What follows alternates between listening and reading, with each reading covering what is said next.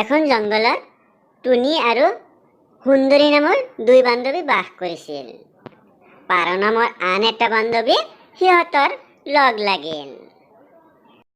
বহুত ফল খাবলৈ মন গৈছে ৰে। সুন্দৰীৰ কথা শুনি টুনিয়ে সুন্দৰীৰ সৈতে আলোচনা কৰিলে যে ফলৰ দোকানৰ পৰা সিহঁতে ফল চুৰ কৰি আনিব আৰু টুনিক পহৰা দিবলৈ ক'লে।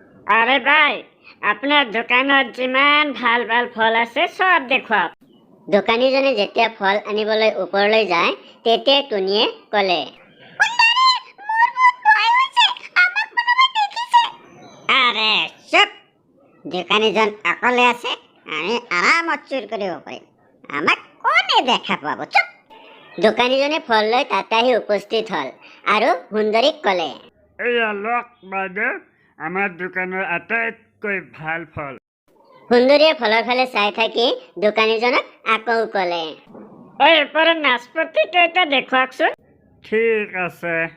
দোকানীজনে যেতিয়াই নাচপতি আনিবলৈ ওপৰলৈ উঠি গ'ল তেতিয়াই টুনিয়ে সেই পাচিৰ পৰা দুটা আম তেওঁৰ নিজৰ মোনাত ভৰালে আৰু সুন্দৰীক ক'লে, সুন্দৰী, আমি আম চুৰোৱাটো দোকানীয়ে নেদেখিলেও ভগৱানেতো নিশ্চয় দেখিছে ন? এৰা, তই ঠিকেই কৈছা, আজিৰ পৰা আৰু আমি চুৰ নকৰোঁ। এই বুলি সুন্দৰীয়ে শপত কাঢ়িলে যে কেতিয়াও চুৰ নকৰে আৰু সুখে সন্তোষে থাকিবলৈ ধৰিলে।